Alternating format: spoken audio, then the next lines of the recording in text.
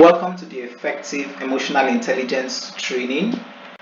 In this training, we shall consider the fundamentals of emotional intelligence, self-awareness, self-management, social awareness, managing relationship through emotional intelligence. Then finally, we'll conclude with moderating emotional intelligence. Every single participant from this training is expected to understand how to label emotions correctly and manage their relationships with others effectively well. Secondly, the participant is expected to have an improved skill in self-awareness, social awareness, self-management, and relationship management.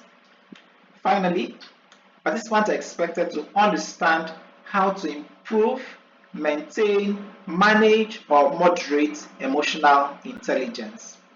Now, in the part one of this particular training, we shall consider or we'll start with emotional fundamentals of emotional intelligence. The outline for this part one will be considering an overview of emotions, emotional intelligence, more like an introduction to emotional intelligence, then the dimensions of emotional intelligence and the benefits of emotional intelligence. Now, let's start with the emotions. Emotions are strong feelings which are a result of circumstances, mood, or relationship of an individual with others. It is a person's internal state of being. Emotions is an affective state of consciousness in which a person experiences joy, sorrow, fear, or hate, etc. Emotions also is an instinctive or intuitive feeling well distinguished from reasoning or knowledge. So it means, explaining this, emotions itself is a strong feeling of an individual which is as a result of their circumstances, their mood, or relationship with others. Now, what are the various examples of emotions? It includes love, happiness, sadness, disgust, fear, surprise, anger, joy, trust, bitterness, jealousy, loneliness, anticipation, kindness, friendliness, shame, pity, envy, hatred, indignation, disdain, etc. Now, let's consider what exactly is emotional intelligence. Emotional intelligence is the ability of an individual to recognize their own emotions and those of others, to discern between these emotions differently, to discern between these different emotions and label them appropriately in order to adapt to an environment or achieve an objective. So emotional intelligence is just an ability of an individual to recognize their own emotions and those of others, discern between them very well, discern between these different emotions and label them appropriately. So this is the basics of emotional intelligence. So emotional intelligence is also known as emotional quotient, emotional intelligence quotient, or emotional leadership. About emotional intelligence, emotional intelligence enables an individual to monitor their own emotions and that of others. It guides their thoughts, their behaviors, and actions, as well as responses towards others as when they use emotional information. So, a practical example is when someone is very angry, that you use emotional intelligence. Since you've understood the fact that this person is already angry, how do I approach this person? That's a use of emotional intelligence in relationship management or in relating or interacting with such person. So this is one of the benefits of emotional intelligence. Then emotional intelligence moderates, that's a moderate emotional intelligence levels a moderate emotional intelligence level helps an individual to communicate effectively well, reduce anxiety and stress, as well as diffuse conflicts, improve relationship, and adequately empathize with people. So it means an individual with emotional intelligence, good emotional intelligence level, such as a moderate emotional intelligence level, can effectively diffuse conflict, can effectively manage a relationship, reduce anxiety, unnecessary anxiety in a relationship or in their relationship with people. Next, the four dimensions of emotional intelligence includes self-awareness, self-management, social awareness, and relationship management. These are very hot topics, and we're going to dissect them individually in the subsequent parts of this training. So let's move along to the benefits of emotional intelligence. It promotes better teamwork. When you understand people, when you understand emotions very well, then you get to understand people excellently well. When you understand, you get to also understand how to relate with people excellently well. You improve your social and people skills as well, such that you can effectively relate with people. Then, emotional intelligence promotes self awareness, it promotes self control. It also promotes the ability to adjust and deal with change. Emotional intelligence provides the ability, it provides the individual with an ability to handle a tough conversation with anyone. So, these are a few benefits of emotional intelligence. So, now let's start with self awareness as a key discussion, as a key topic for our conversation. Now, under self-awareness, we're going to have an overview of it, how also what influences personality, and as well as the ways to improve self-awareness. Now, self-awareness is not the same as self-consciousness. It is an awareness of your own true personality or individuality. Self-awareness is the ability to objectively evaluate yourself, manage your own emotions, align your own behaviors with your own values, and understand how others perceive you. So it's more like you with self-awareness, you can evaluate yourself effectively, manage your own emotions, align your own behaviors with your values, and as well as understand correctly how others perceive you. This is self awareness.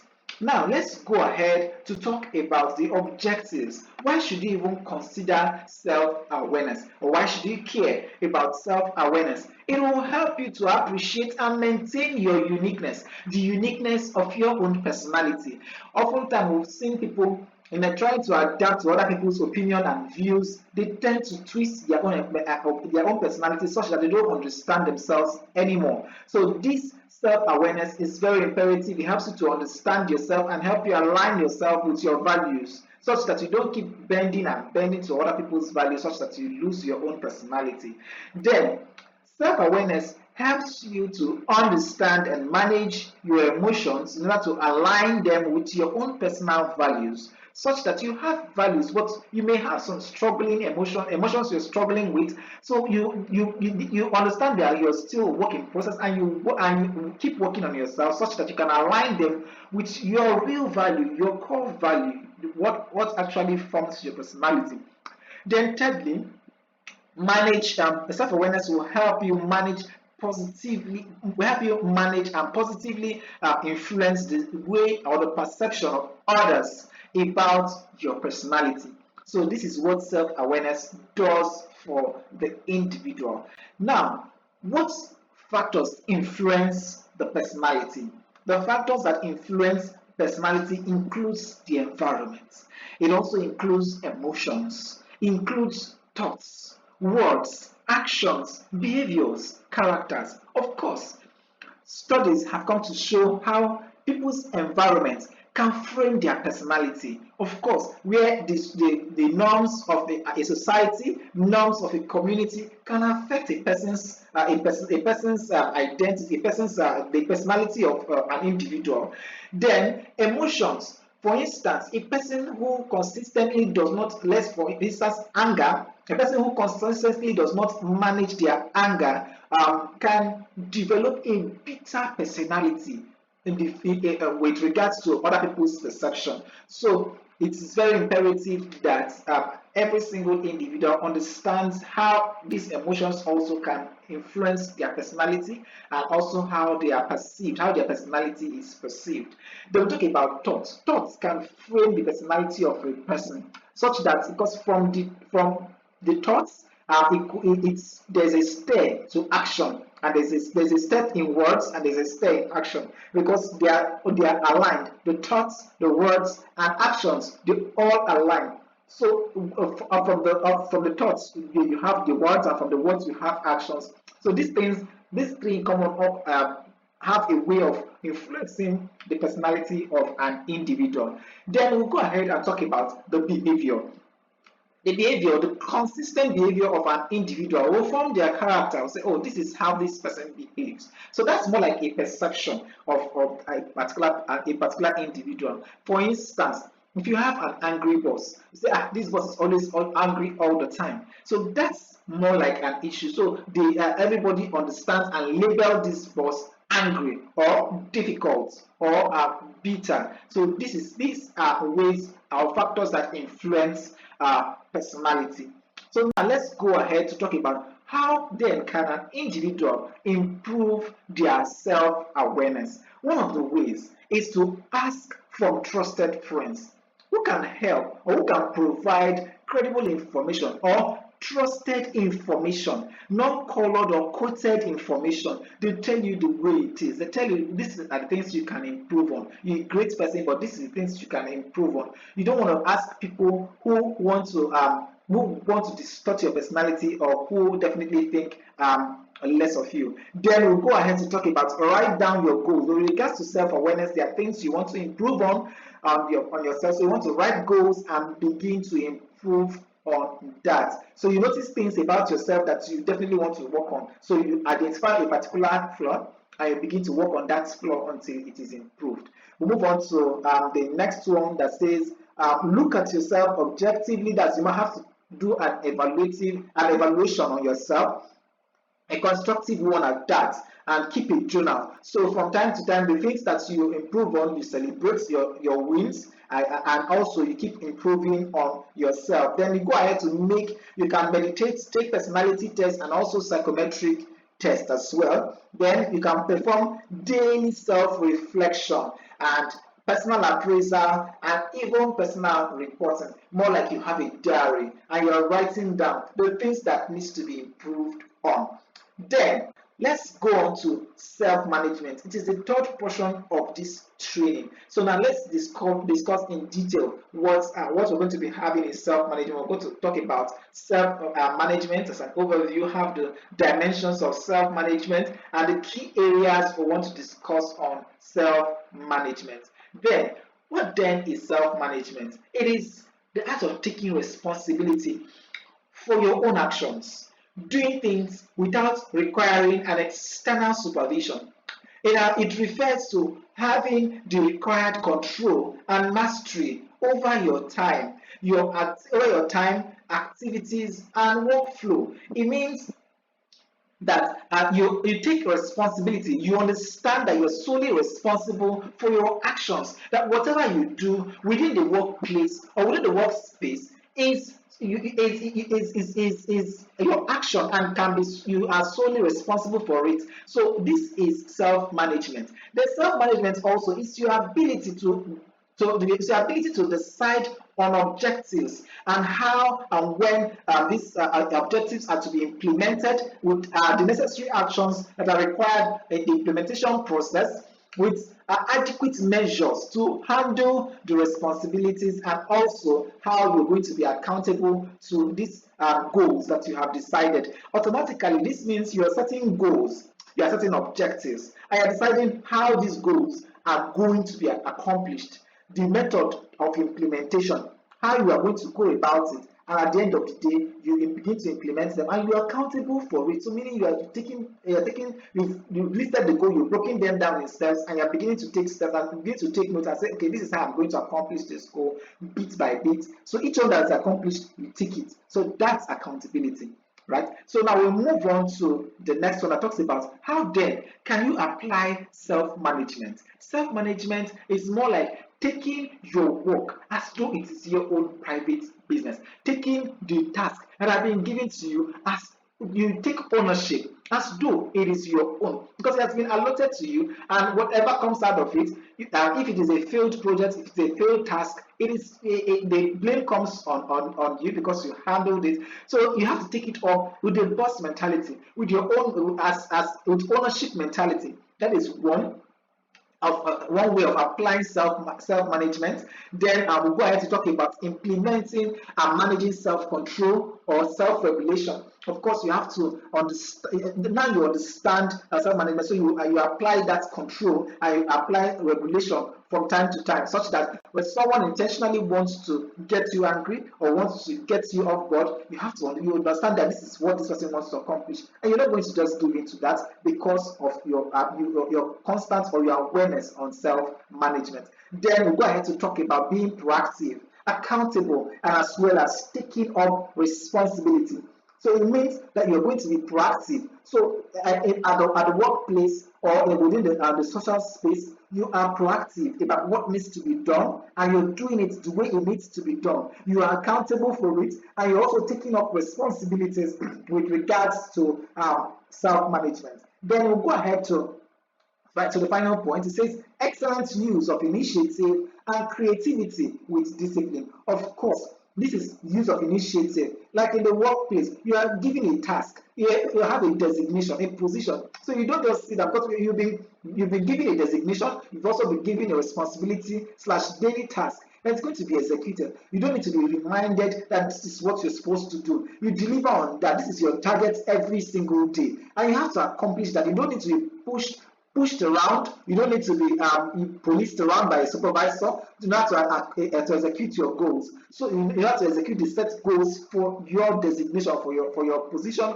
or for your role. It's very imperative. All these form the key ways that self-management can be applied, and various other examples as well. Then now let's talk about the dimensions of self-management.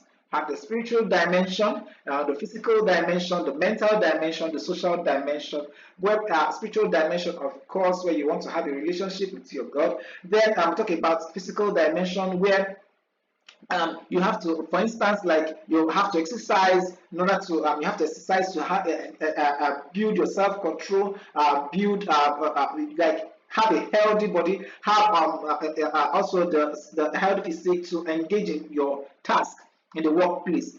That's more like self-management. That's physical as well. Now, when it comes to the other part of that is the other section of physical with regards to self-management, more like in the workplace. So you have a self-restraint. You restrain yourself physically such that you don't go physical with another person. You don't have to fight. You don't have to engage. You don't have to engage physically with someone else in the heat of an argument or in the heat of disagreement. Then mentally, self-management. You don't need to be policed around on the training you need to take, on the development capacities you need to take, the things you need to do to build your mental capacity. You don't need to be policed around. You don't need to be told, okay, this is the training. So on your own, you make out schedule. Say, okay, this is exactly what I am going to how I'm going to develop myself in the next 3 months. This is what I'm going to do. This is the trainings I'm going to take. This is the courses I'm going to take. These are the books I'm going to read. These are the tasks I'm going to execute. So it helps you to build yourself mentally. So all this will help you with self-management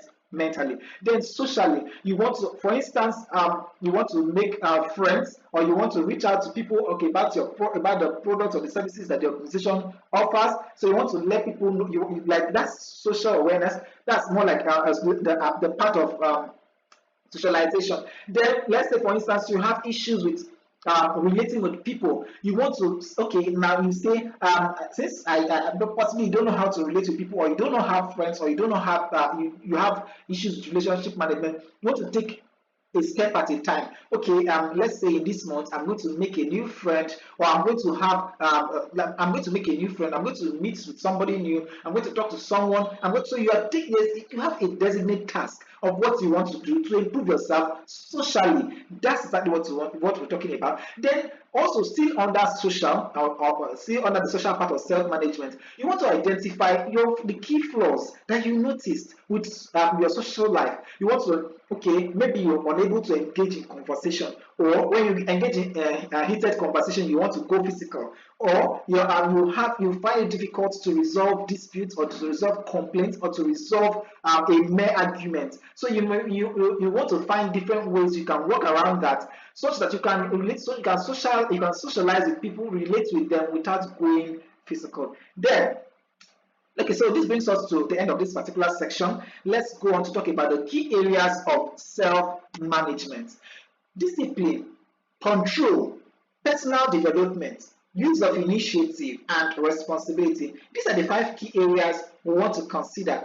Now, we talk about self-management. Discipline is very critical. For instance, we are you have there are individuals who are unable to control how they eat. Possibly in the when at home, the individual eats like every 10, 20, 30 minutes. Now, in the workplace, it's definitely not going to be so. You might have rules that no one eats within the workspace until it is break time. When it is break time, you go and eat. So that is where you need to exercise discipline, self-restraint. That discipline is important. Then secondly, in the workplace, it might be say, okay, no one litters the place. You don't chew gum. You don't litter the place with dirt. You don't your table, your desk needs to be clean all the time. Or if you're using a machine, it has to be cleaned. It has to be every. So there's a process. There's that disciplinary culture is there. Then you are the type that maybe a person who comes late to work, or who arrives late to an event. So it's not just going to be so in the workplace. So in the workplace, if you're going to resume by 8:30 or by 9 a.m., you have to resume at that particular time. And the way of enforcing discipline is by including sanctions. More like most people, there are deductions. When you come late 2 times, there's a deduction. When you come late 3 times, there's a deduction. For most organizations, they might set different rules. So while for some, there's a deduction, the hours or the minutes, that as much as you don't, how late you are to work, they calculate the same and make a deduction from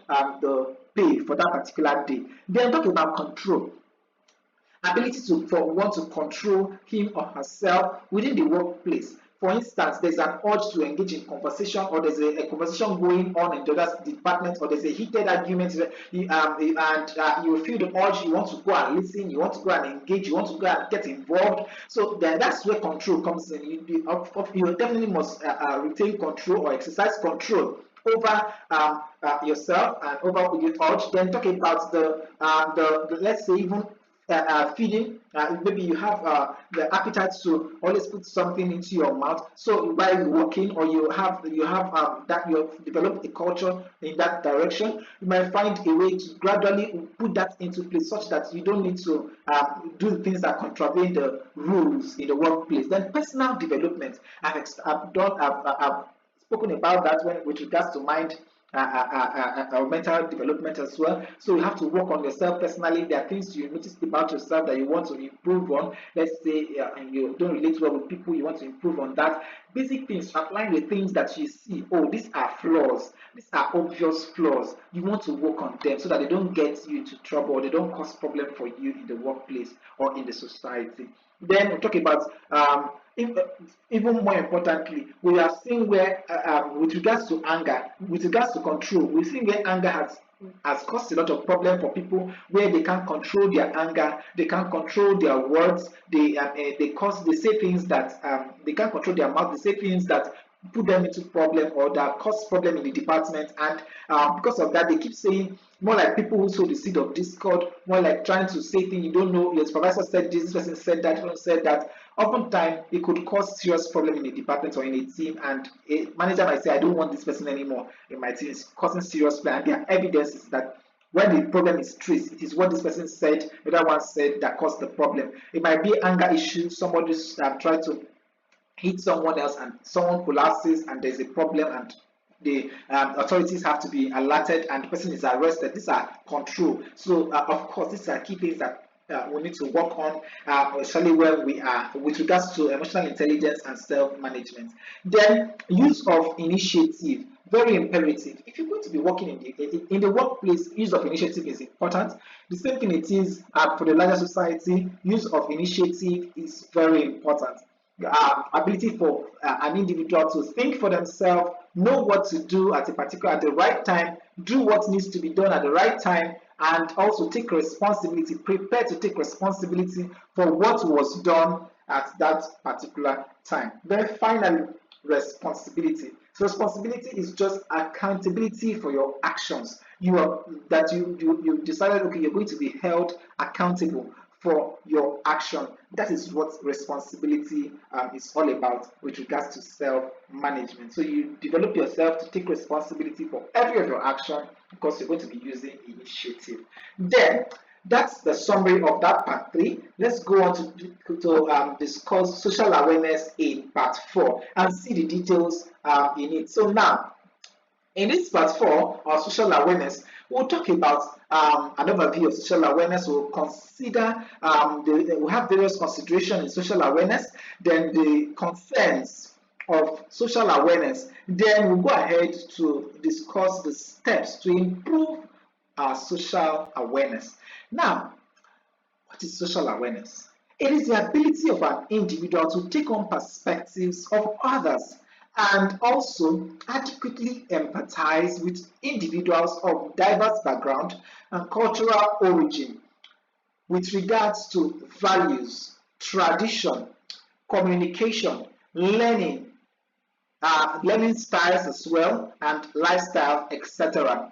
So I'll take the second definition and explain both of them together.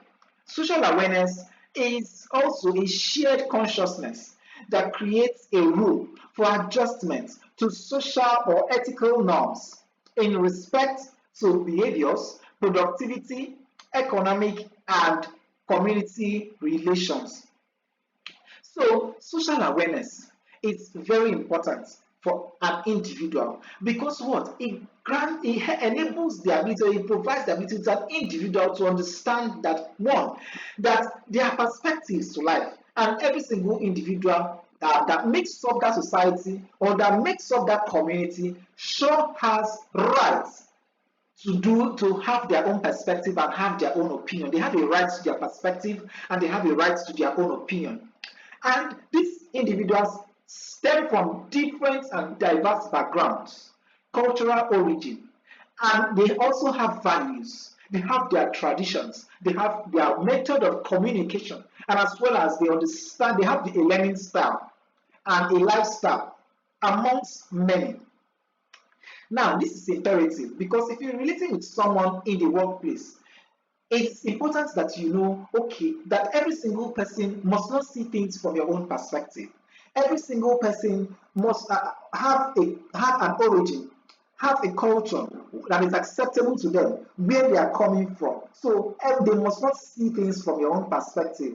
It means social awareness means that you're going to be prepared because you've been equipped with that ability to understand them and understand them from their own perspective, and as well as empathize with them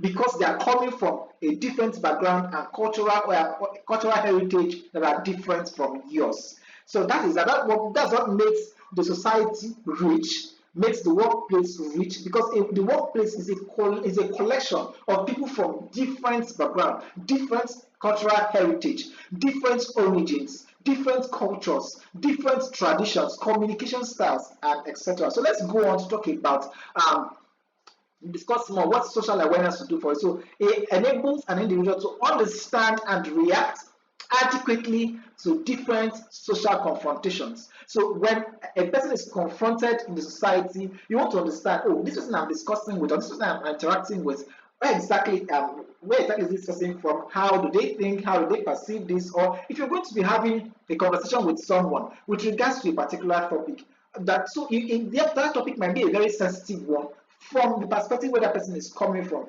be a perspective of religion, a perspective of culture, of race, or whatever it is. Then secondly, it might also be it also promotes the consistency in adjust that is, it consistently adjust that gives the individual ability to constantly adjust interaction with the society, such as the people, the culture, the value, the norm, etc., in order to achieve an expected result. For instance, you want to go and relate with a client. In the you have a client to meet with, so you want to understand how where is this person from. Maybe you want to dress like the client, you want to dress like you want to identify with that client with regards to their dress code, their culture, or their cultural dress code, or their maybe it's you understand the language, you want to identify with that client with their language.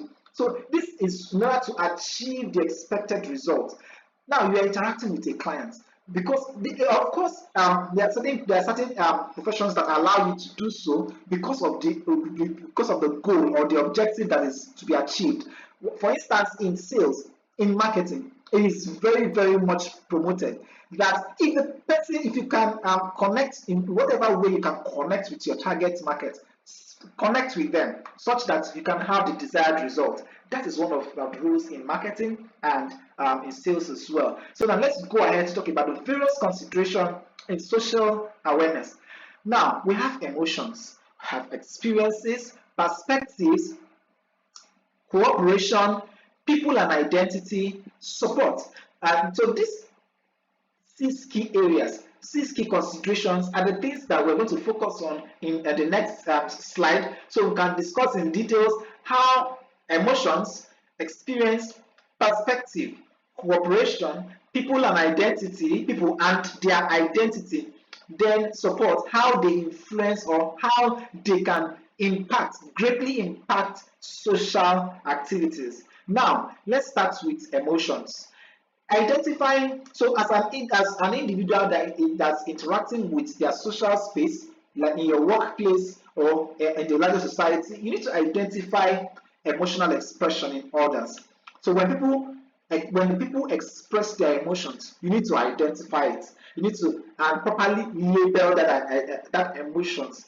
Very important. You also need to analyze how behaviors affect people's emotions. Of course, behaviors affect people's emotions. Identify how your own behaviors also affect people's emotions. So first of all, you are identifying how the behaviors of each individual could affect their own emotions, and identifying how your own behaviors can affect other people's emotions. Then on fourth one, you have to recognize and identify how to make necessary adjustments with regards to emotions. Then we'll talk about and non-verbally, and situational cues with emotions. More importantly, such that what is being said, what is not being said, and the circumstances with which what was said was said. You want to connect them together so you can have a better understanding of what actually transpired. For instance, if a conversation went on between two people and you are let into the details of that conversation, you just don't want to pay attention to what was said. You want to also pay attention to what was not said, and you also want to pay attention to the circumstances that led to that conversation, because it is imperative. Else, you'll be missing out on vital details of that conversation. So if you are the one having that conversation, so you also need to pay attention to the verbal cues, non-verbal cues, and the solution and the situations that surround that conversation. Now let's go on to talk about experience. Surely, experience do affect people with regard. It affects the way how people relate with their society and with others in their society. Now, you need to recognize the fact that people experience situations differently. Now, with regards to if a situation, for every situation, people experience it differently because they will give you their own perspective. And now, that's what helps us to have a variety or a rich pool of opinion. When an issue occurs, every single person will analyze it from their own perspective and give them to you. So you understand that, because so they're going to be experiencing every single situation differently. So for every situation that occurs, you had your own experience your own, like you have your own experience of that situation differently. The same way it is for every single one who experienced that situation with you. Secondly, you need to also prepare and anticipate people's response or reaction to specific situations. For every situation, there's going to be a reaction. So there's in a workspace or whatever. Let's say, for instance, a word was said. You definitely should prepare for a reaction. It might be a positive reaction or a negative reaction, whichever one it is. So you want to prepare that you only have positive reaction when there's for every situation that you get yourself in.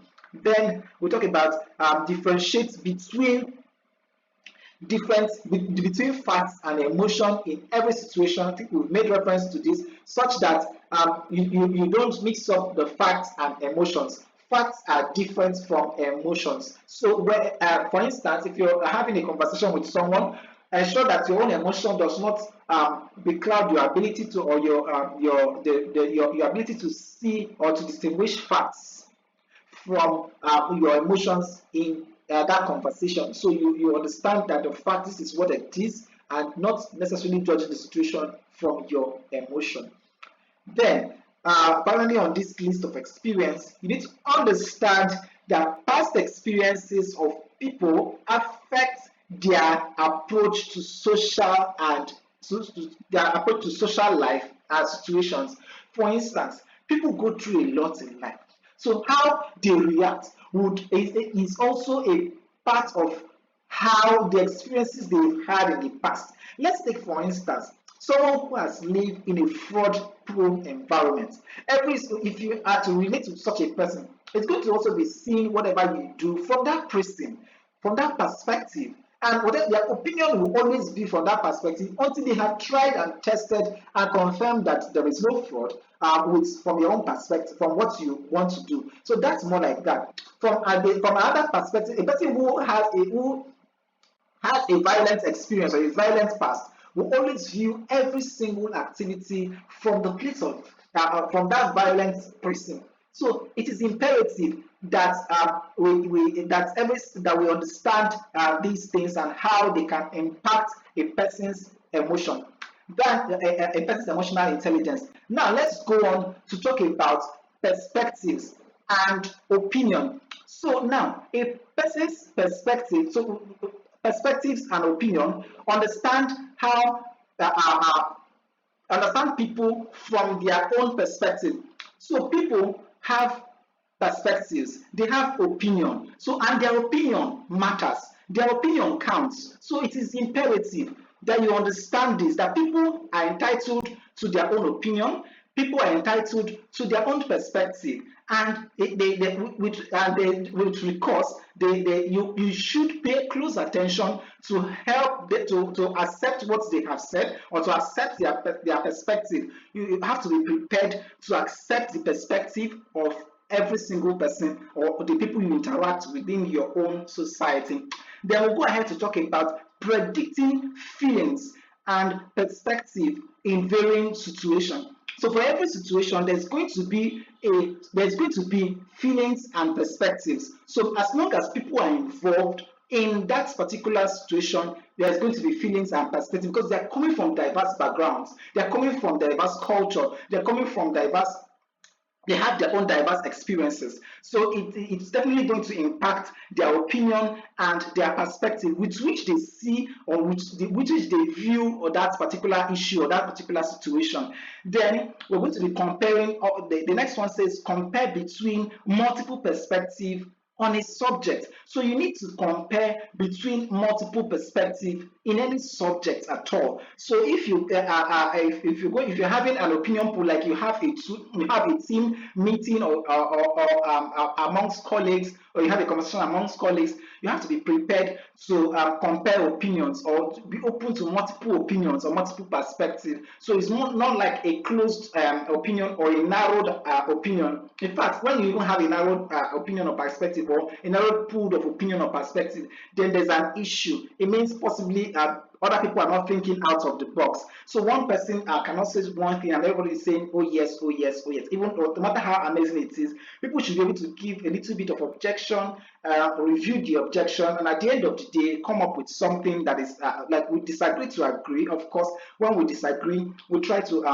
reason along the lines and see what needs to be done and how it can be better appropriated. Then we'll go ahead to talk about use of questioning. So it is imperative that as individuals, we can use questioning to drive and understand other people's perspective. So, for instance, having a conversation or having a team conversation, so it's imperative that as an individual you use questioning to understand or to drive your ability to understand other people. So don't assume. It means that you don't assume that you understand the person until you can use questioning to understand the person. So even in the case where you already understand, but you want to be very certain that you understood the person, or you don't even understand the person, so you can use questioning to ensure that you understand the other people who are involved, or the other parties that are involved in that conversation. You understand their perspective. Then we'll go ahead to talk about express understanding and show regard to those with different perspective. Very, very imperative that for every conversation, you need to express your understanding of the fact that people are entitled to their own perspective. People are entitled to their own opinion, and that you respect that fact that people are entitled to their own opinion and to their own perspective. Then you also need to show that regard to those opinion, or to show that regard that you understand the fact that people are entitled to their own opinion. This is very much important because it helps for team bonding, team building, and teamwork within the workplace. And when it comes to the larger society, it helps for relationship management. It helps for cohesion within the social space, such that you can it boosts relationship, and you can easily and effectively relate with others within your social space. Now, let's go on to talk about cooperation. It's imperative to understand that there are stereotypes in the society, and there is discrimination in the society and bias as well with regards to communities. So people already have their own bias formed, or they have it is what they discriminate. So of course we work daily on ourselves individually to avoid discrimination and also to avoid bias. So this is more like a conscious effort on each individual that they work on themselves to improve on. So, but as individuals, you need to understand the fact that stereotype will definitely play out, discrimination will definitely play out, and bias will definitely play out. So you don't expect 100% cooperation in a community, or in your social space, or in the workspace, or even as your team members. You don't expect your entire team members to always cooperate with you. You don't expect your entire team members to always agree with you, of course. So this takes us, so with that understanding, it helps you to prepare for rejection. It helps you to prepare for engagement, how you can effectively engage with your team members to achieve the desired result. Then secondly, we'll talk about appreciate the need for difference in opinion and qualities. So it means that there is always a need for differences in opinion and quality. Remember I said earlier that when there's a conversation, like a team conversation or a team bonding, and there is a different perspective are not coming up, people are not opening up, but people are not saying, or even when people open up to say something, they are repeating the same thing.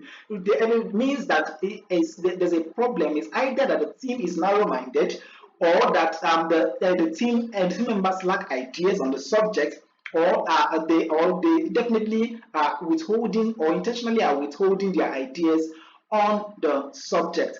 Then thirdly, use respectful words in handling conflict, and as well as differences in opinion. So in order to boost cooperation among team members, or even in the larger social space, use of respective words is very, very imperative. So as an individual, how you relate with your peers, your colleagues, your supervisors, your managers, your superiors, and even the clients of the organization and the larger society is very imperative. Use of respectful words can help handle conflict. So in the place of conflict, yes, there's a conflict of ideas, there's a conflict of interest, there's a conflict of this. There might be a lot of conflict. So, but the question still remains that the subject still remains that in the face of that conflict, there has to be respect, mutual respect. So you have to respect, continuously respect whoever it is you're having a conflict with until it is the opinion or the differences in opinion is resolved.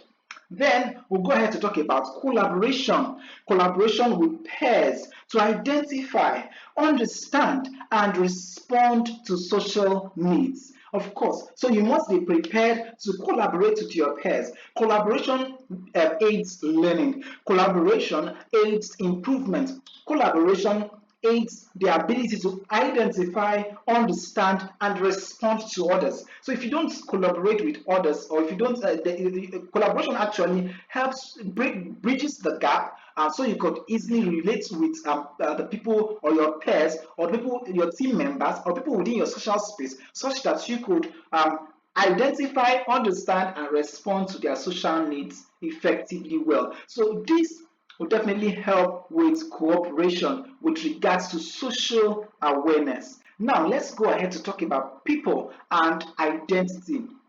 Now, identity is very strategic because identity is you have to identify people's positive values or qualities. Now, when you relate with people, it is imperative that you look out for the positive values in them, the positivity in them, the great things that they could do, the great qualities. You want to focus on that and not on the downsides of their qualities or of their identities. Then, secondly, you need to also appreciate the fact that people have diversity in religion, culture, value, and language. Every single person does on the planet does not have the same religion, the same culture, the same values or language. So it is very, very important because these are sensitive issues to social awareness. So it is imperative that as an individual, you have to appreciate that fact. And appreciating it means that you're preparing your mind to accommodate others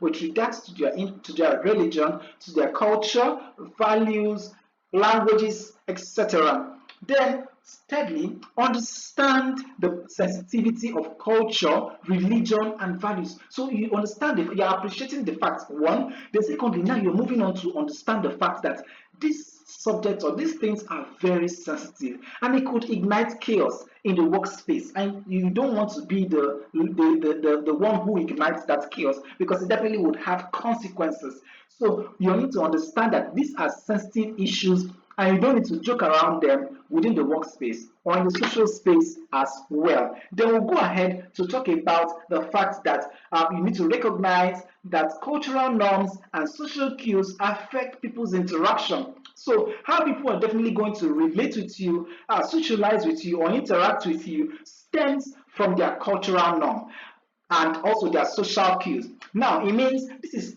like when you hear people say, this is how we do it, or this is how I have learned to do it, or this is the way I do my things. That's more like a cultural norm for them. So you need to understand the fact that people always have a cultural norm, the way they do their things, and you want to appreciate that fact and build your relationship with such individuals.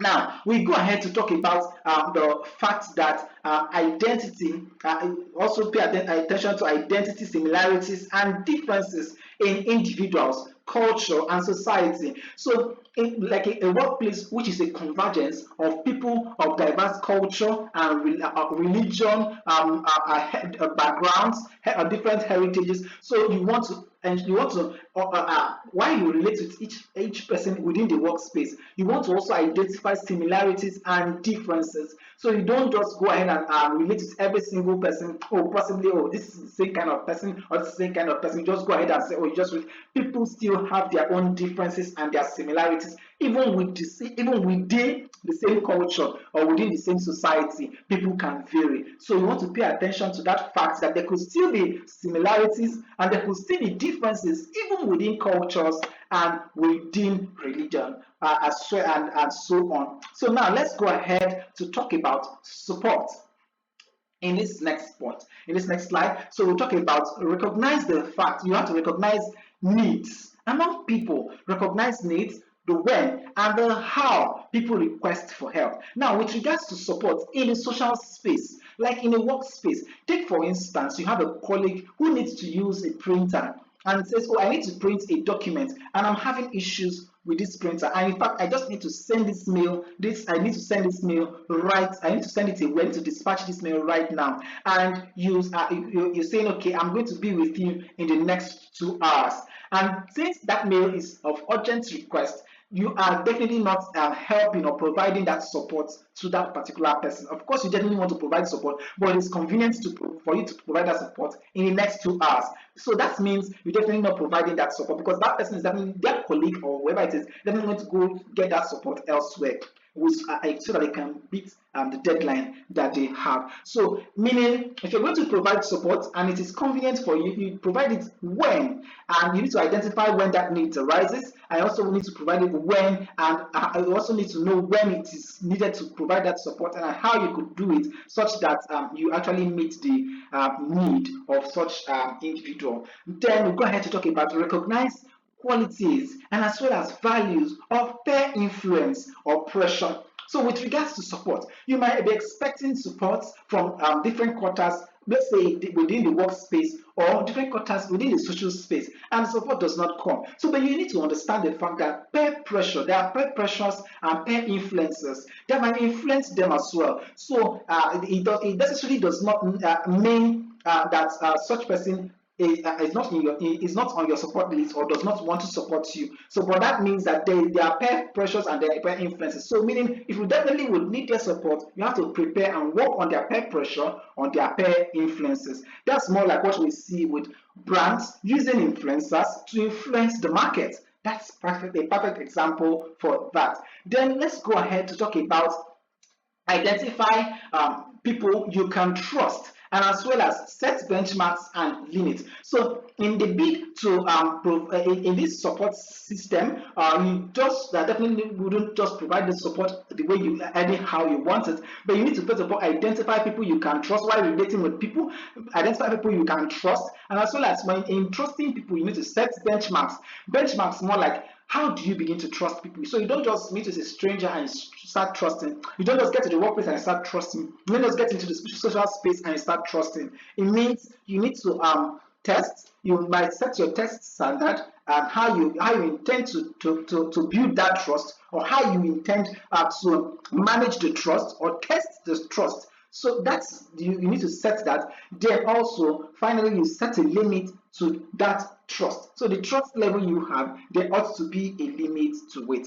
Then we'll go ahead to talk about understand the fact that people appreciate support more when it is requested. This fourth point is very, very vital, because there is a fact that when people are supported without the support being requested for, they less appreciate it. It's just like it's a common thing which has been proven by research, where when people request for support or for help, they appreciate it more because they initiated that particular support. That does not necessarily mean that when people do not request that they do not appreciate, but it is most appreciated. It is supports are most appreciated when it is requested.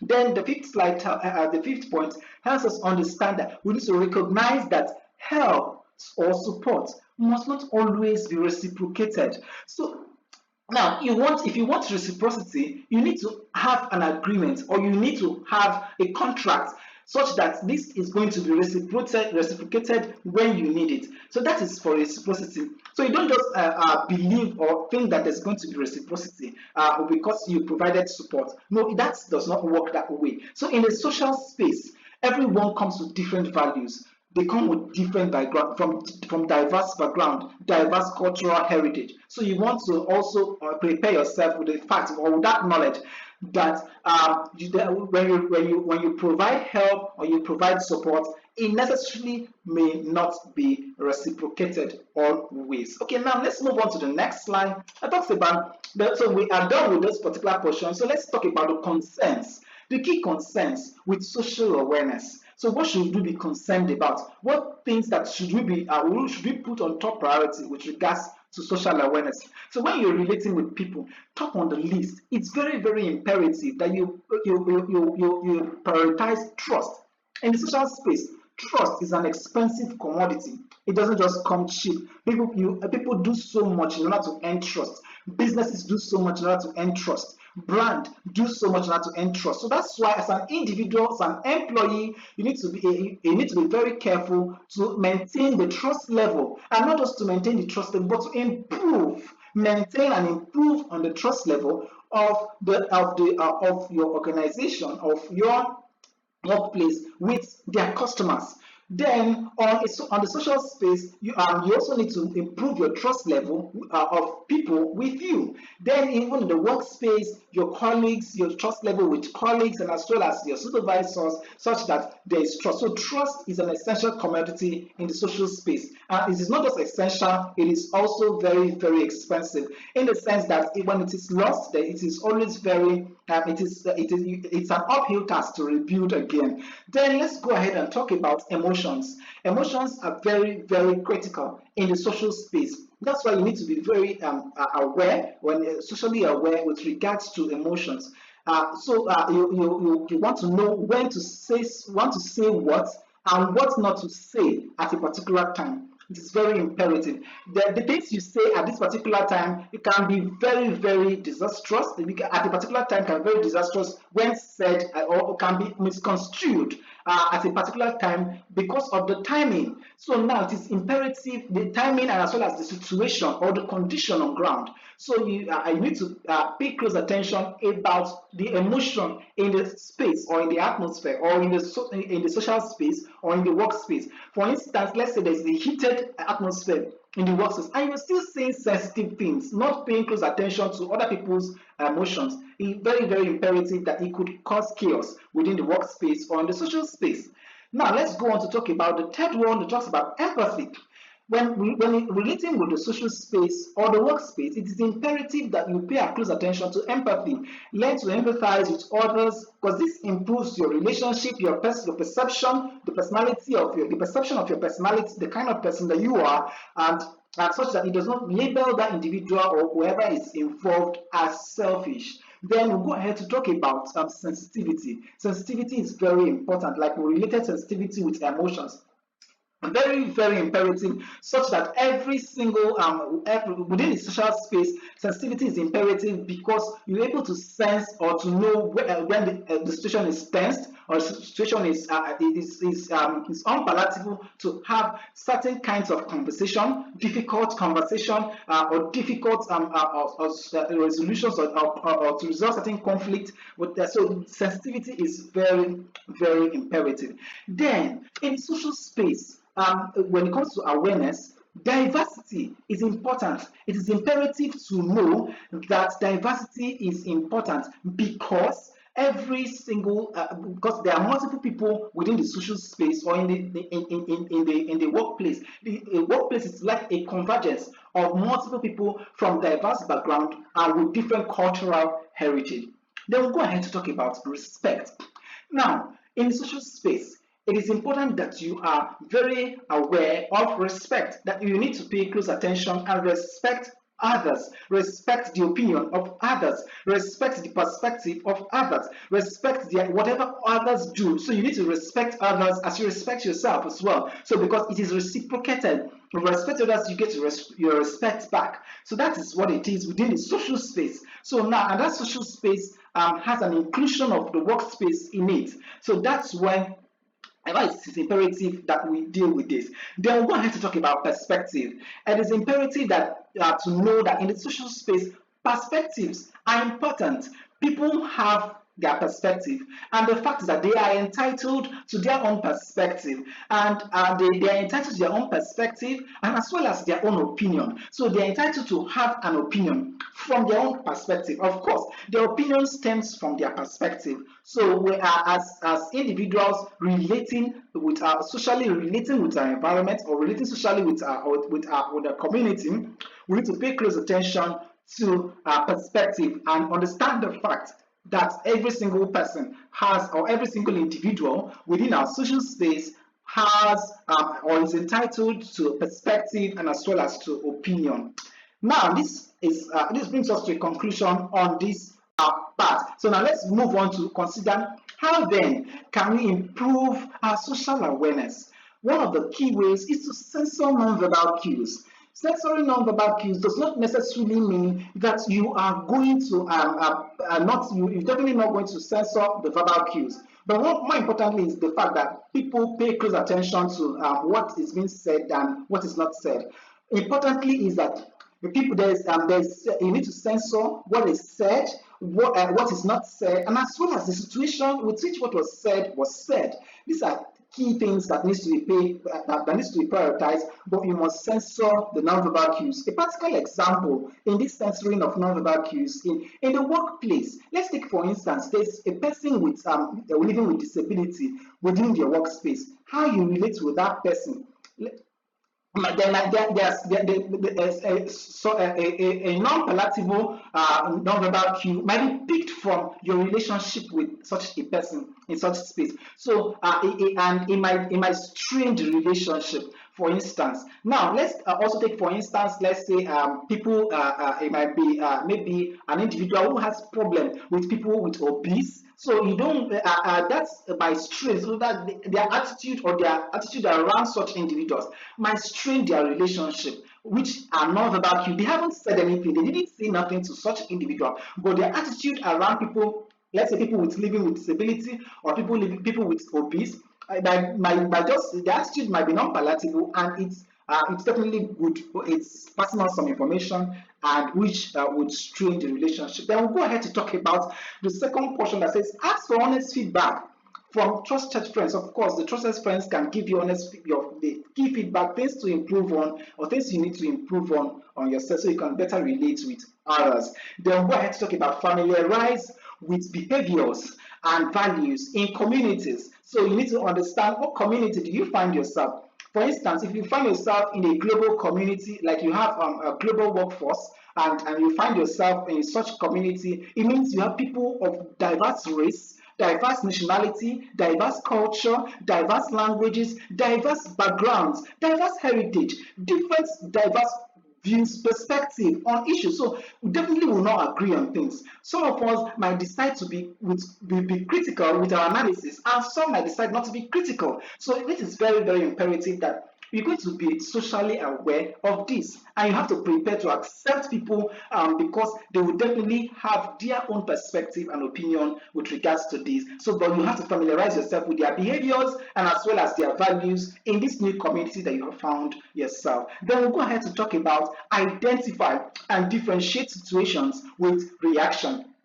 So now you have to identify and differentiate different situations. For instance, the hearsays within workspaces or within the social spaces, you need to identify and differentiate them very well. You need to know which of them are reactionary, which of them are emotional, which of them are factual, and you need to also identify the situations or the circumstances surrounding them, so that you can effectively have a better way to react to them. Then finally, you need to also prepare to assume ownership and responsibility for your behaviors. So if you want to improve your social awareness, you definitely would prepare to assume ownership and responsibility for your behaviors within your social space. Now, this takes us on to part 5.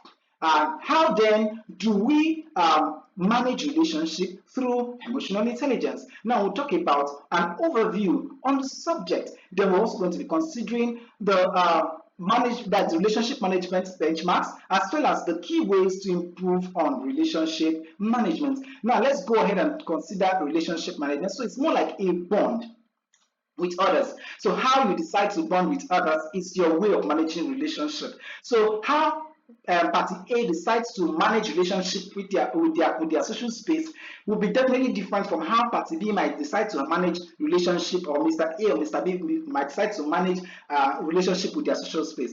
Of course, you have different relationship managers in an organization, and how they choose to manage their clients will definitely provide the results that they are looking for. So relationship management is how an individual decides to bond with others, involving clarity in communication, effectively handling of conflict, and as well as use of emotional awareness and those of others to successfully manage an interaction. So, meaning a relationship management is how you choose to bond with others, how you choose to communicate with them in a more clear way, such that there is clarity and there is no confusion. Then you also how you intend to manage conflict, or how you decide to manage conflict with those people in your social space.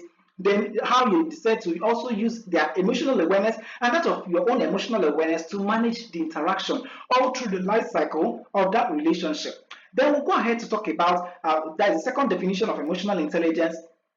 Relationship management in emotional intelligence is your ability to effectively use your awareness of your own emotions and that of others to effectively manage interaction. I think this is a summary of what relationship management is in EQ. So very, very imperative to summarize here that it is the awareness of your own emotions and that of others to effectively manage an interaction. Then, of improving relationship, or ways to improve relationship management. One of the key ways is openness. Being open in that relationship is very imperative. So, openness, be open, be honest, and trustworthy. Now, we'll talk about being open, honest. You say the way it is, then trustworthy, meaning that you're consistently working to earn the trust, to keep the trust, to earn the trust, and to retain the trust, and not just only to retain the trust, but to grow that trust level. Then, secondly, is to respect yourself and also respect others as well. So, oftentimes you find people so you find people who may not, who have less respect for themselves and more respect for others, or who have more respect for themselves and less respect for others. So, but in relationship management, you need a balance for it, because it is imperative that you respect yourself and as well as respect others within the social space as regards relationship management.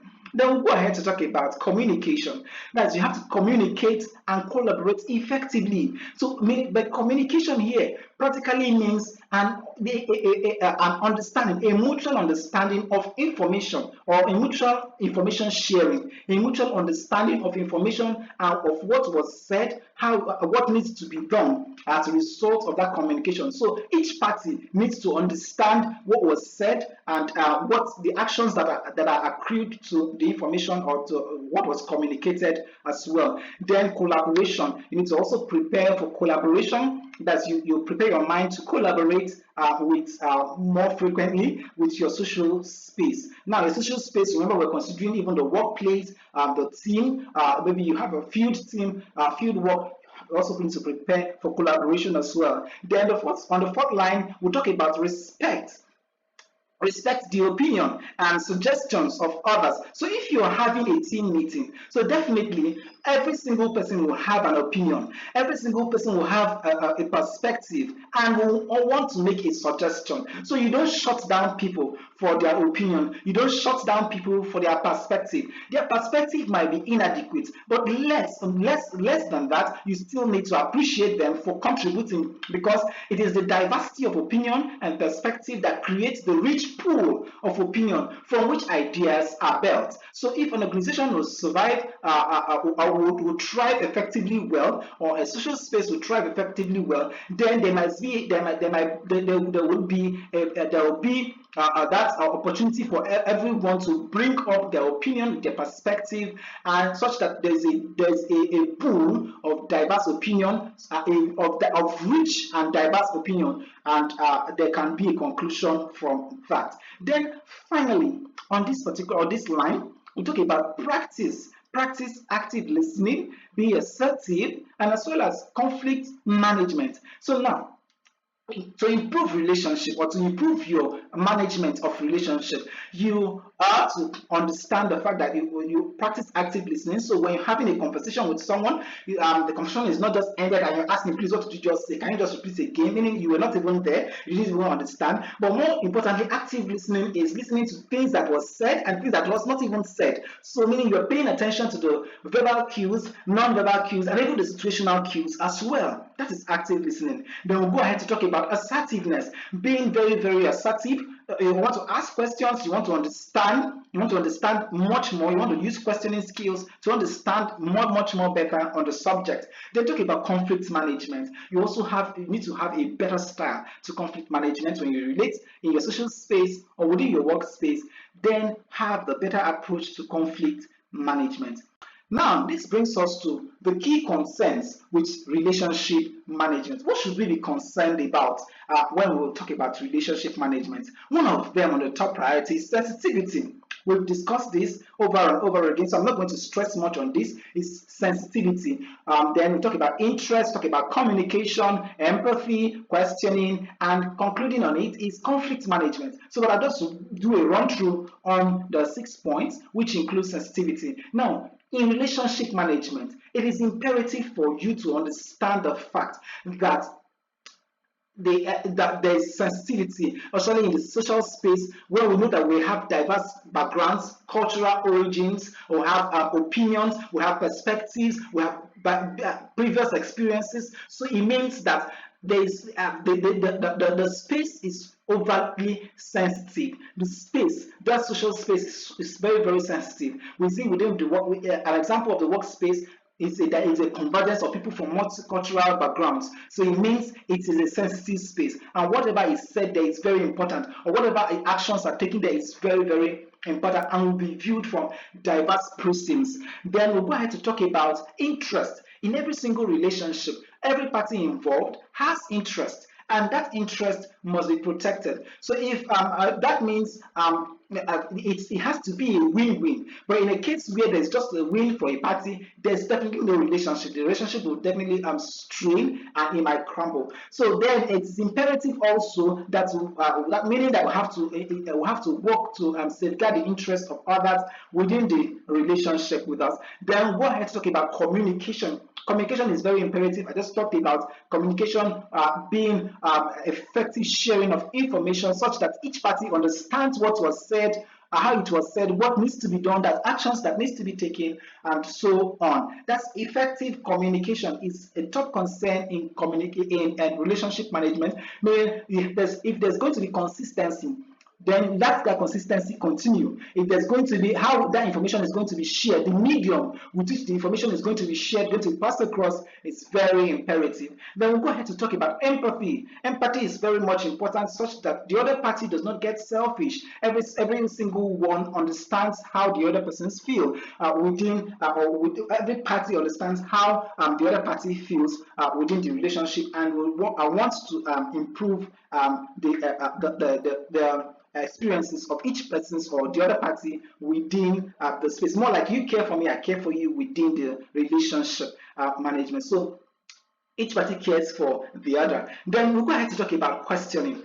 Questioning is very imperative with regards to relationship management. So if I don't understand you, I need to ask questions to understand you. So, and when I ask questions, you need to also ask questions to understand me. So that is what that's where relationship questioning comes in relationship management.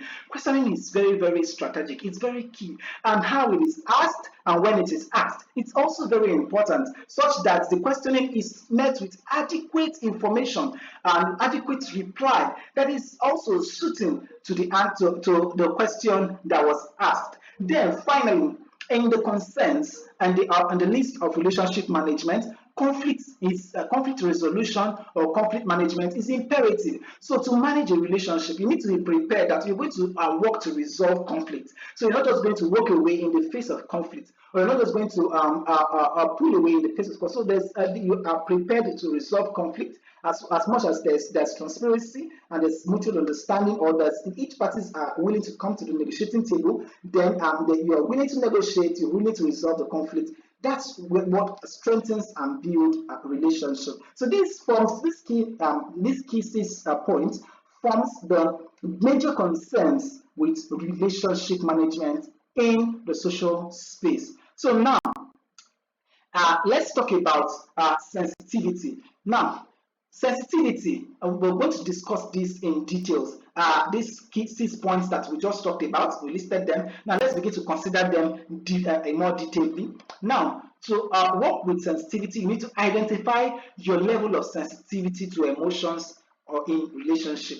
For instance, where for every relationship, you're having you but like there's a conversation ongoing and it's getting heated. So you understand your threshold for arguments. You understand your threshold for that particular conversation. You just want to walk away so that it does not get physical. Then, secondly, you want to identify your ability to recognize various emotions. So while there's a conversation or while there's an engagement or there's an interaction, you want to pay close attention to emotions.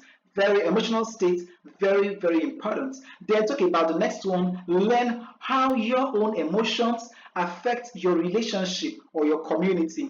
So then we'll move on to talk about understudy how your sensitivity affects others in the relationship. Then finally, recognize the need to reduce or increase your sensitivity. So if you are overly sensitive such that others can't give opinion, others within the relationship or your fellow team members can't give you feedbacks, positive or negative reviews, then there's an issue. So you need to understand or need to work on yourself on how to reduce or increase your sensitivity. Okay, now let's go on to the next one that talks about interest. I said earlier that for every relationship amongst teams, within the workplace or social space, there are interests. Every single party in the relationship has interest. So now, and that interest needs to be safeguarded. So first of all, you need to identify your level of interest that is amongst the people amongst the party in that relationship, such that your interest does not conflict with that of others, and there's a mutual protection of interest. Then it goes ahead to talk about identify or show or communicate your own level of interest. Of course, you need to find a palatable way to communicate your level of interest, such that it does not portray you as selfish. So it does not portray you as me, myself, and I. It's just you. Then it has to be a mutual win-win for every single person. Then we'll go ahead to talk about measure your own interest as against others in the relationship, so that your interest does not always come up all the time. It's not just all about you all the time. It does always not more like you have within the relationship, the stake levels and the interest is more like 80 to 20. So there's no balance. It definitely will not sustain that relationship. Those relationships might not be sustainable over time. So they find a way to make a balance. So if you're the 80 or the 20, then there will have to be a balance such that it could be 50-50 even within the social space or within the workspace, as long as it concerns interest. Then we'll talk about understand how your own interest affects you and that of others in the relationship. Now, how you go about your own interest. So it has to be me, myself, and I. So when you're having a conversation, it's all about you. So you don't want your interest to rub off so much on you, such that it beclouds the reasoning, it beclouds your conversation, it beclouds because a consistency in this will portray such individual as selfish. Then we'll go ahead to talk about, which is the last line, talks about recognize the need to reduce or increase your level of interest. So meaning if the interest is so high, you need to step it down and increase the interest of others so you could have a balanced relationship. That is that. So because if the relationship is unbalanced or the interest level is unbalanced, then you have a situation where a party might decide to pull away from that relationship, or might become redundant in that relationship and allow the party with the biggest interest to be the driver and to bear the burden of the relationship. Okay, this takes us to the next one that talks about communication. I stressed earlier about communication, so you need to identify your own pattern of communicating to others in that relationship. So how others choose to communicate and how you communicate in that relationship. So you need to identify your own pattern of communication and how others also communicate in that relationship. Then also recognize the preferred communication pattern of others who are involved in that relationship. So every single person who is involved in that relationship, you need to understand how their preferred pattern of communication. Then we'll go ahead to talk about understand the effectiveness of that process of communication, or does it need a change, or does it need to be improved on, or does it need to remain the way it is? So you need to also make that evaluation from time to time to understand, is it effective or is it not effective? Then go ahead to talk about identify the gaps in the communication process and how to fix them. Is there a gap in this communication process and can we fix it? How can it be fixed Should we fix it right away so the parties involved agree so that these are gaps in in our communication process within this relationship, and it can be improved on. And these are the things that these are the steps you can take to improve on it, and each party begins to make their necessary adjustments. Then finally, on this line, we talk about measure your satisfaction level and that of others in the communication process. Very much important, where you want to find out if that method of communication within this relationship serves the interest. Does it accomplish the goal? Does it serve the interest all the time when there's a communication? So if not, do we need to do a review? Do we need to have do we need to integrate other methods or other tools of communication, possibly within the workspace, within the team members, within the for any other activities within the social space? It is very important to make this evaluation from time to time. Now, this takes us to empathy. Empathy identifies how you demonstrate empathy with others. I already stressed on that. Then you recognize emotional states, very much important, with others, and empathize within your space. So you need to recognize emotional states from time to time, also empathize with them. Then realize your emotional level of connection through empathy. Then fourthly, understand your level of empathy and also the need to reduce or to increase them. Then you also need to recognize how the relationship responds and reacts to your empathy. So oftentimes your parties involved within this relationship, how they react to that your level of empathy might be so great, or you might need to reduce on it such that it's not that you're overly bearing, or like you're nosy, or you are overly caring, or you are overly concerned about what goes on about the other party. Now, this brings us to the next one, which is questioning. Questioning helps to identify the need and the application of that is identify the need and the application of questioning in the relationship. So in every relationship, like I said earlier, that there's a need to question. So in a place where you don't understand or you don't have a clear understanding of what to do or what needs to be done, questioning is imperative. While you're relating with your superiors, your supervisors, your colleagues, your peers, even the social space, the latter social space, there's a need to use questioning. Then, understand the use of questioning in relationship. Of course, we've talked about it, that it is imperative that questioning is used to always improve relationship with others. Then we'll talk about, so you don't just assume you understand. So meaning, if you do not understand, you ask questions. Thirdly, recognize when and how to use questioning in the relationship. So you don't ask questions when you ought not to ask questions. So it doesn't seem as though such individual does not know what to do or appear or not to be smart. Then recognize the impact and reaction of questioning in the relationship. For most people, they have issues with responding to questions. So asking them questions can infuriate them because they have issues. So those issues, so you need to understand this. People within your space, are they okay with questioning? Can you use questioning to understand them? So if that does not work, you want to use other approach to improve on your relationship or to better understand them. Then this takes us to the last line of this particular point. It says identify the need to adjust, change, or improve your questioning pattern. How you choose to question, of course, if it's an issue, or if it's creating an issue, then you need to improve, you need to adjust, make a change, or improve on your questioning pattern. Then we'll talk about conflict resolution. Identify possible sources. So now, with regards to relationship management, conflict resolution is very, very imperative, very important, and it's a necessary skill for relationship management. So now, what to do? So you identify possible sources and reasons for conflict. So you know this. So in that relationship, you need to identify, oh, can this thing lead to conflict in this relationship? By understanding interest, like we talked earlier. So by understanding interest, and any collision of interest will definitely stem to conflict, of course. So, or any undermining of interest will lead to conflict, or any underserving of interest will definitely lead to conflict. So you need to understand this and pay close attention to them.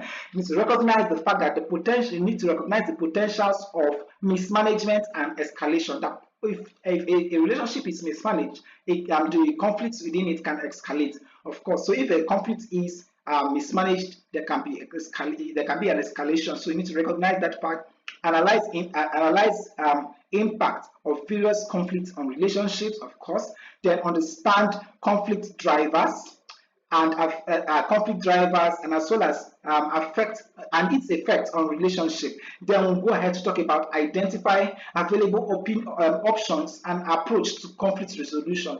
One particular way may not solve all the conflicts all the time, and definitely it will not solve conflicts all the time. So the way a way might be great for this particular one, and it might not be great for the next one. So you have to find out what strategy will be great to resolving this conflict or this issue on ground. Then finally, apply the use of questioning to understand intent and resolve conflict. Because there are times you think you understand the party, but until you use questioning, your questioning skills to ascertain critical information such that you understand, okay, this is exactly what the problem is, because you may be thinking that XYZ is the problem, and it might not just be the problem, it might just be a scratch on the surface. So by using questioning skills, you get to understand what exactly is the problem, what are the intents to this conflict, and how then can we resolve the conflict. Of course, with this, conflicts will definitely be managed in relationship better.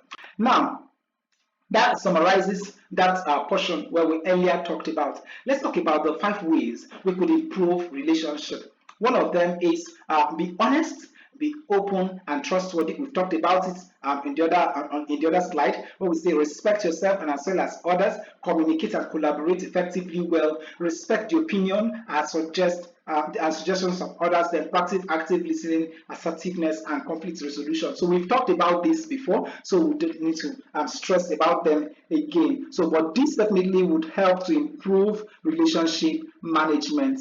So now it summarizes that part 5 of this training. So now this brings us to the last portion of the training, which talks about moderating emotional intelligence. For every single thing that we do, it's imperative that we learn the art of moderation. Moderation is very, very imperative. So now let's go ahead. What are we going to be talking about in this moderation session?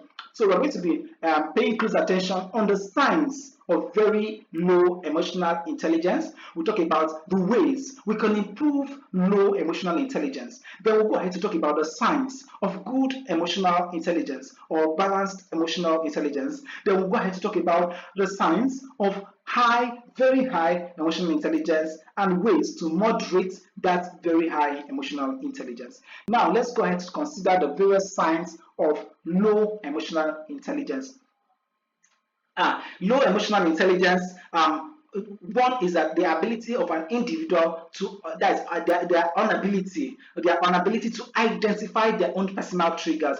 That this is one sign of emotional intelligence. So an individual who is unable to identify the personal triggers that's a major sign. So meaning any trigger could work. So you know exactly this is exactly what the triggers are. So you want to stay away from them, or you want to find a way to manage them, or even work on them. Then secondly, talk about easily offended or often that is often cover up anger. So when people constantly, or an individual often or constantly covers up anger, then that's more like a sign of low emotional intelligence. Then thirdly, we talk about quickly making assumptions. So that remember when we talk about with relationship management, why we need to use questioning to understand very well rather than making assumptions. So this that's meaning where assumption is being made, then that's a low sign. That's a sign of low emotional intelligence.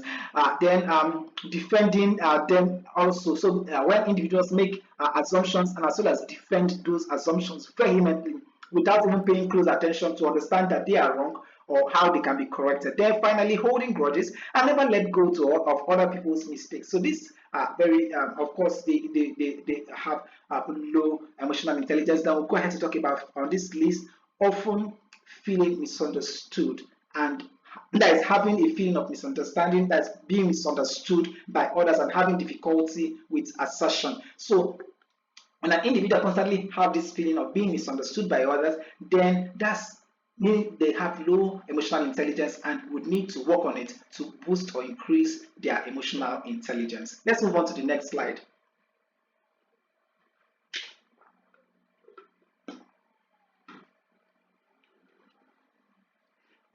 So now, ways to improve on low that can help to improve emotional intelligence. One is to passive assertive communication. So now, the individual involved is going to use questioning more. Is going to use investigative strategies such that they want to question to understand their parties in that relationship. They use questioning skills. They ask questions where so they don't make assumptions. Then they go ahead not to react so quickly. They want to understand the situation first before they react. So they want to react. They don't react, but they respond to conflict. Then we'll go ahead to talk about stay positive. So for such individual with low emotional intelligence, they need to work on staying positively by eliminating every single thing that will stir up the negative thoughts or negative feelings within their space. So and also stay motivated and take criticism. They work on themselves to take criticism. We'll definitely get to that point where we could work on taking criticism. How can an individual work on themselves in order to take criticism? We'll get to that in the later part of the slide. Then we'll work on, then talk about apply active listening and empathize with others. We've talked about this. I'll stress so much on this. Then finally, practice self awareness and build a social personality. So such that you want to practice self-awareness consistently. So all that we have discussed under self-awareness, such individual will have to go pay close attention about that and improve on that. Now let's talk about the good signs of emotional intelligence. Now it talks about self-protection. So there's this level of self-protection from emotional sabotage. So you don't sabotage yourself emotionally. You want to protect yourself. You want to protect yourself mentally. You want to protect yourself psychologically from emotional sabotage. So you don't just allow your emotions to play on you all the time. So you don't allow your emotions to get a better side of you or to take charge of your conversation or your relationship with others. You want to keep your emotions away from the fact. So remember when we talked earlier, when we talked about creating clearly making a difference between facts and emotions. So you know, oh, this is the emotion, this all these are emotions and all these are facts. So we want to work with facts and not emotions. Then go ahead to talk about concern about people's feeling and also helpful. So now you're also concerned about the emotions of others. You're concerned about the feelings of others. So that's a good sign of emotional intelligence. Then we'll go ahead to talk about allowing for criticism, showing authenticity, and as well as demonstrating empathy. So when such individual disallows criticism or is unable to take criticism, then there's an issue. So but now such individual with good emotional intelligence will allow for criticism. We also show authenticity, meaning not a fake or not a fake life or a fake personality or a fake presentation in the public and a different phase within. So such individual is authentic. It's authentic in the social space. It's authentic in the individual space. It's authentic everywhere. So now that's then demonstrating empathy when it is needed. Then we'll go ahead to talk about praising people and giving helpful feedback as well as keeping commitments. So these are very good signs of emotional intelligence, where people do not take credit for other people's work. Then people give credits to others when it is due. The workspace, don't take the credits for the work you did not do. Then in the social space, don't take credits for the work you did not do. You praise people when they do great, and also you criticize them when they don't. So then you go ahead to talk about give helpful feedback. So not like you criticize them, but you're giving them helpful feedback that can help them improve on what they are doing. So it's different from you want to criticize such a person, but this one is constructive feedback such that they can improve on that. This is exactly more like what a survey an organization pays for by going to conduct a research in the marketplace to understand or to get constructive feedback about their products, services, to their consumer. Now, also keeping of commitment. People with very good emotional intelligence understand the fact that when they don't keep with commitment, then there's an issue, there's a betrayal of trust, or there's a bruise of trust. Then there's a bruise in the relationship, and oftentimes they will need to work on the relationship for it to continue excellently well. Then we're going to talk about controlled trust and apologizing when wrong, and as well as forgiving easily. So these are signs of good emotional intelligence. Now let's talk about very high signs of very high emotional intelligence, which is unable to lead and implement drastic change. So that's what why a leader might be termed as weak. Such leader, the society terms such leader as weak, being unable to lead or being unable to implement drastic change. For instance, a supervisor might be termed that maybe where they need to give a sanction, or where they need to sanction an employee for coming late, or sanction an employee, or place an employee on probation where they don't meet with their targets and the rest of that. So all these things might be very high emotional intelligence, because they are such leader is obviously concerned about how that party is going to feel, what they are feeling about the action they are about to take. Then we're going to talk about the difficulty to forgive personal mistakes, such that if an individual makes a mistake and is overly remorseful about the mistakes that they have made, even over time, so they keep going over the mistakes over and over again. So these are very signs of emotional intelligence, but they oftentimes they let go of for others, but themselves they have issues trying to forgive their own personal mistakes. So we'll go ahead to talk about creative and innovative. So these individuals with very high emotional intelligence are very creative. They're also innovative, but they're too afraid to take a step. This is one major sign. This is another major sign people with very high EQ, because they are too afraid about what if it doesn't work, or what if it works, or what will be said, or what will not be said, or what will be the review. Will it be critical? Will it be criticized? How will it be criticized? And so there's so much emotional intelligence around as such that it prevents such individual from execution. They are why to continuously replaying past errors and avoiding taking new risks. So when there's a continuous replay of past errors in the mind of such individuals, so there's this tendency to avoid taking new risks for them. So that these are also signs of very high emotional intelligence. They'll go to talk about unable to take constructive criticism. This is very, very important. So when individuals are unable to take constructive criticism, this is a sign of very high emotional intelligence. They can't take jests and they can't take mockery. So that is that. They'll go to talk about read meanings a lot. So such individuals read meanings a lot, worry so much about feelings, perspectives, and opinion of others. So these are very high. These are signs of very high emotional intelligence. So what exactly can be done to address issues like this, or to address this very high emotional intelligence? So the following include ways to moderate very high emotional intelligence.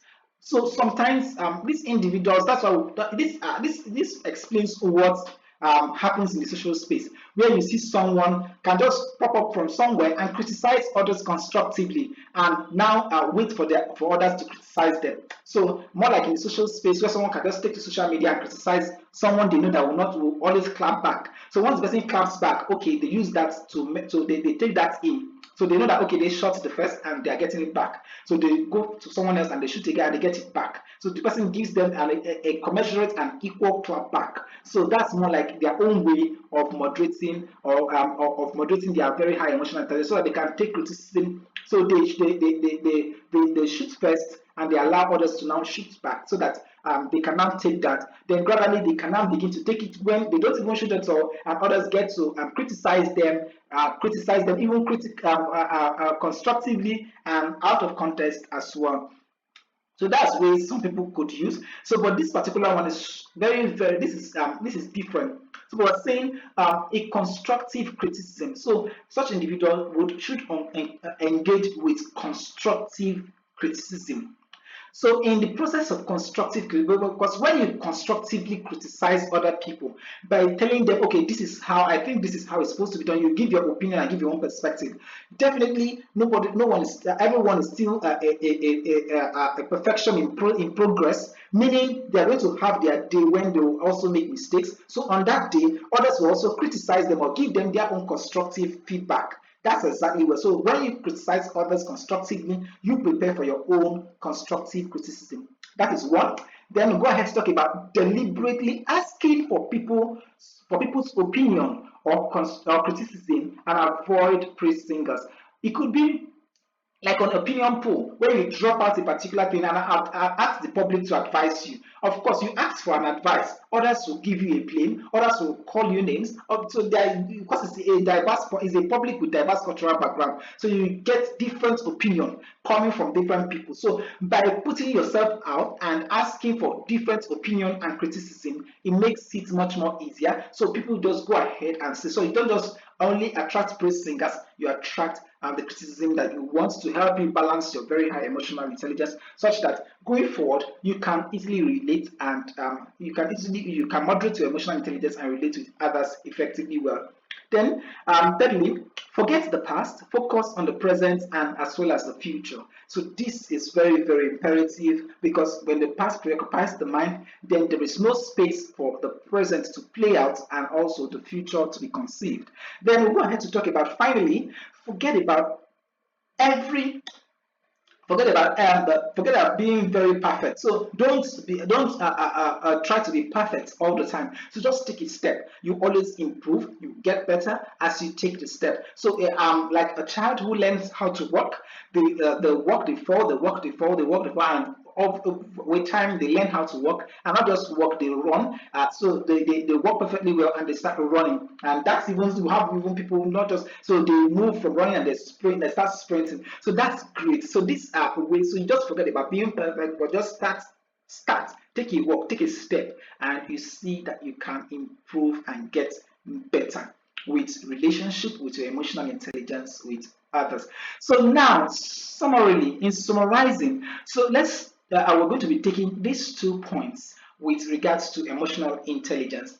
Now, emotional intelligence is an essential people skills needed in team building. Emotional intelligence is an essential people skills needed in team building. The goal and the objectives of emotional intelligence is for you to check continuously your own level of emotional intelligence and balance it with the present or the situation or the given situation. So that is the objective of emotional intelligence. So emotional intelligence is to equip you with essential people skills, then help you to also check your own emotions and that of others and balance it with the present and as well as any given situation.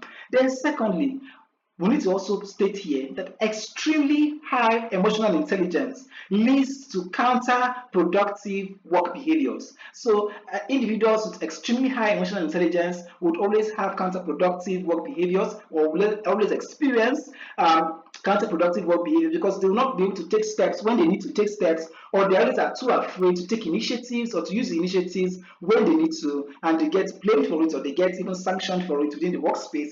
Then also there's a persistence in antisocial behaviors, then as well as impaired empathy, remorse, and stress proclivity. These are very, very, or these are things that attribute themselves to extremely high level of emotional intelligence. And it brings us to a close on this. So you could always ask your questions at the comment section and we'll respond to that. So that brings us to the end of this particular training. Thank you so much for taking. I hope to see you in the next training.